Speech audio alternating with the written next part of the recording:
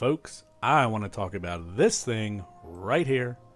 This is the Dragon Quest Tact database, and it is exactly what you think it might be. It's like a library, but much cooler, because there's pictures. There's also a ton of information, a ton of numbers. It shows you where everything from the past came from, every specific little thing down to all but the coding info, it being put in the game. For starters, where it starts kind of is around the 1.5 when we got Corvus and Fallen Angel, up to what Japan has now, which aside from a lot of power, is shows in the order of what they got things as well. Ours is a little different, but that's a story for another time. But where we're at now in the game, for global at least, for example, Killing Machine, if you wanted to see, hey, is he any good? Click on him. There's his picture, obviously. It by default shows him at rank 8, Awakening 0, Master rank 0. You can put him at, let's say, 30, Awakening 2. Say you got lucky, got 3, 1 pull. Not going to happen, but hey. And then it shows his stats based on that. Of course, you can fluctuate that. Awakening 5, Awakening 0, and so on. It'll show his skills, the name, the damage type, what its range / AoE will be, and a description of what it does. What you can also do is click on the skill itself, and it shows the info a little more thoroughly, but it also shows the base multiplier, which sometimes if you see like Kaleidocat's Major Frizz compared to Dragon Lord's Major Frizz, and you may notice a few 100 points of difference, although their levels and wisdoms are kind of the same, and the skill itself is ranked similar, but they may have a different base multiplier, so it scales, it starts from there first, which is kind of neat. Which I figured was a thing, but I really didn't know was a thing until I came here. I was like, oh, okay, that makes sense.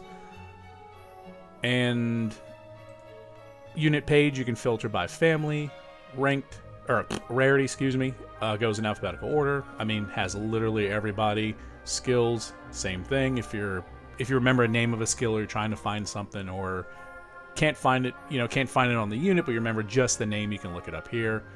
And of course you can filter by typing it in, of course.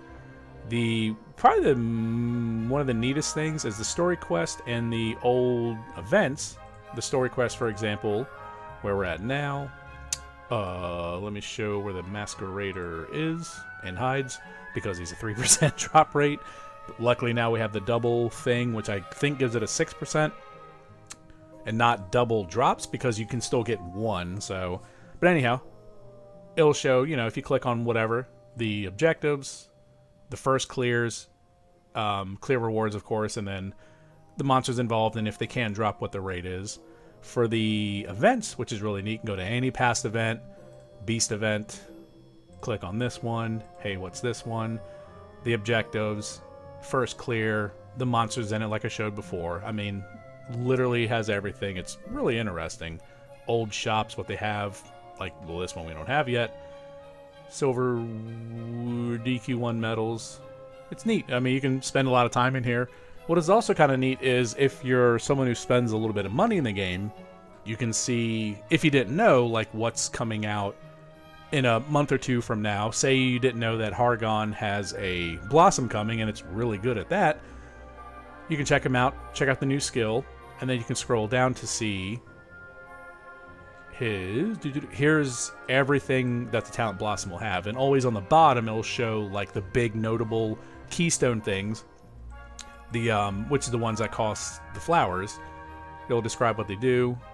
And then for every unit, which like showing the Extreme Killing Machine earlier, it'll show their weaknesses with status ailments and elemental things. And this just shows it at no awakening, of course, because when you get awakened 2 and 4, these go up to 75 for the ones that you're strong against, at least. It shows everybody's awakenings, what they get at 1, 2, 3, 4, 5, of course. So if you're thinking, oh, is Hargon any good?